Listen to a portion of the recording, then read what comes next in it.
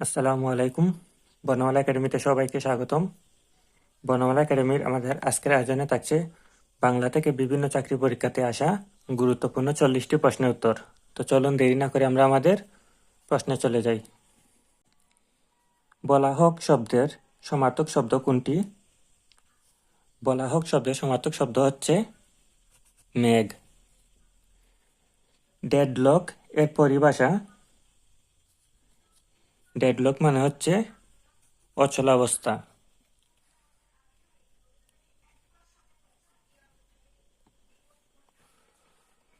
কোনটি সাধু ভাষার বৈশিষ্ট্য?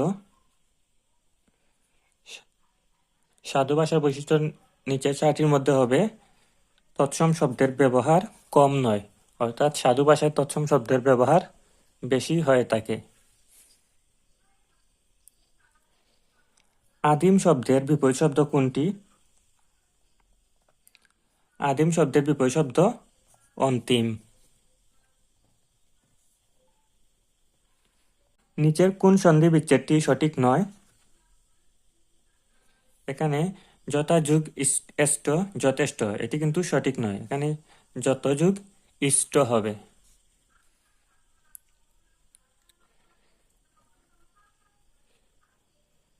শিকারী পাখিটিকে গুলি করল কোন কালের উদাহরণ? এটি সাধারণ অতীতের উদাহরণ।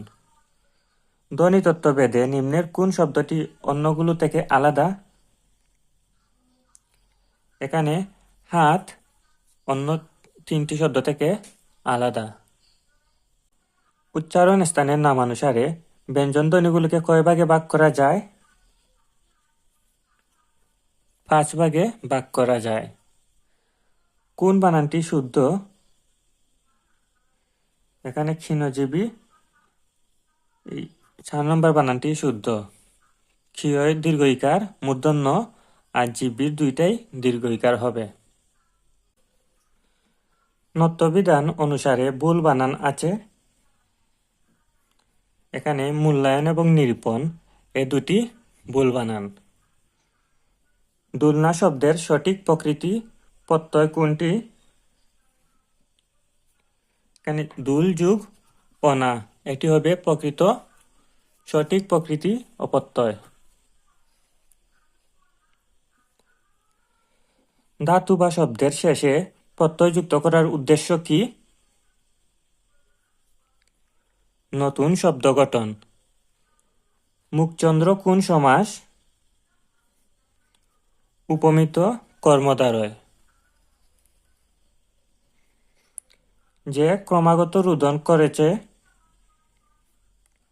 রুরুদ্ধমান। চাঁদের হাট বাগধারাটির অর্থ কি? চাঁদের হাট বাগধারাটির অর্থ হবে প্রিয়জন সমাগম। আত্মার সম্পর্কই আত্মীয় বাক্যে নিম্নরেখ শব্দটি করণে ষষ্ঠী। বাংলা সাহিত্যের অন্যতম বিশিষ্ট পত্রিকা কল্লোল কত সালে প্রথম প্রকাশিত হয়? কল্লোল প্রথম প্রকাশিত হয় 1923 সালে।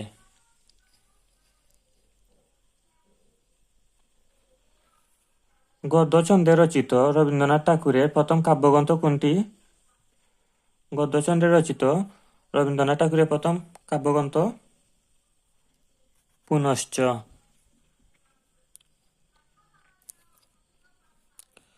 বন্দি শিবির থেকে কাব্যগ্রন্থের মূল উপজীব্য কোনটি? বন্দি শিবির থেকে একটি মুক্তিযুদ্ধভিত্তিক উপন্যাস। বাংলা সাহিত্যে চলিত ভাষায় লিখিত প্রথম গ্রন্থ কোনটি? বাংলা সাহিত্যে চলিত ভাষায় লিখিত প্রথম গ্রন্থ বীরবলের হালখাতা, এটি প্রমোদ চৌধুরীর লেখা।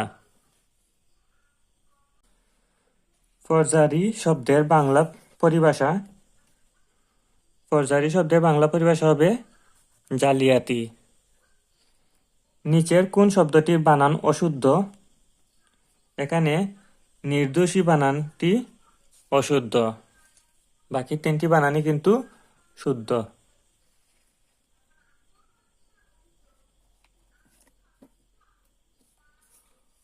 কোন বাক্যটি শুদ্ধ?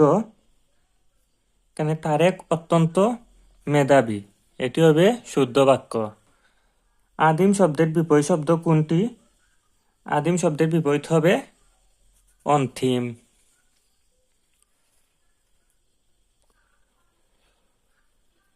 পর্বতের মুশিক প্রসব প্রবচনটির অর্থ? বিপুল উদ্যোগে তুচ্ছ অর্থজন। জল শব্দের সমার্থক নয় কোনটি? এখানে সলিল, উদক এবং নীর তিনটি কিন্তু জল শব্দের সমার্থক, কিন্তু জলধি জল শব্দের সমার্থক নয়।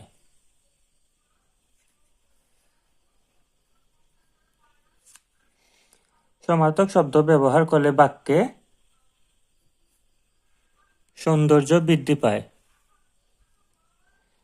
যে নারী বীর সন্তান প্রসব করে বীর প্রসূ।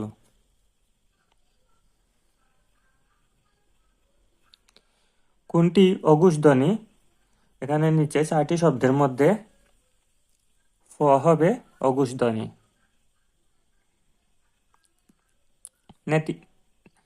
নেতিবাচক শব্দের বিপরীত অর্থ কোনটি? নেতিবাচক এর বিপরীত শব্দ হবে ইতিবাচক।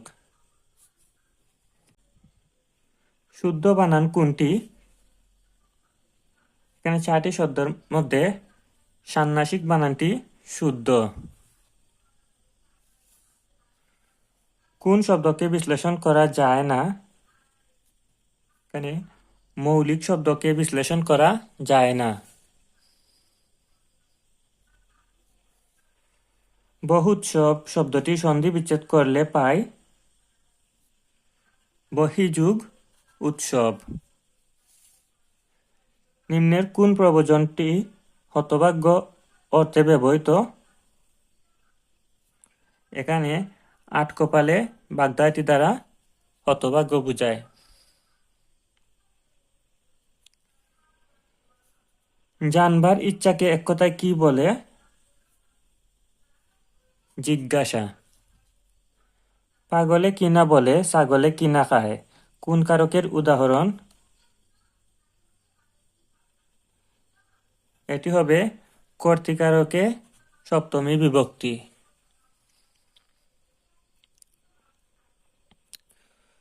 মুক্তিযুদ্ধ ভিত্তিক উপন্যাস প্রিয় যোদ্ধা প্রিয়তমা এর রচয়িতা কে? এর রচয়িতা হারুন হাবিব। বেগম রোকেয়ার শ্রেষ্ঠ গ্রন্থ কোনটি? বেগম রোকেয়ার শ্রেষ্ঠ গ্রন্থ অবরোধবাসিনী। মুদের গরব মুদের আশা আমারই বাংলা ভাষা এর রচয়িতা কে? এই গানটির রচয়িতা অতুল প্রসাদ সেন। রবীন্দ্রনাথ ঠাকুরের রাজনৈতিক উপন্যাস কোনটি? রবীন্দ্রনাথ ঠাকুরের রাজনৈতিক উপন্যাস গোরা। তো এই ছিল বাংলা থেকে 2025 সালের বিভিন্ন চাকরি পরীক্ষায় আসা গুরুত্বপূর্ণ 40টি প্রশ্ন উত্তর। আশা করি এই 40টি প্রশ্ন উত্তর থেকে আপনারা আগামীতেও বিভিন্ন চাকরি পরীক্ষাতেই কমন পেতে পারেন।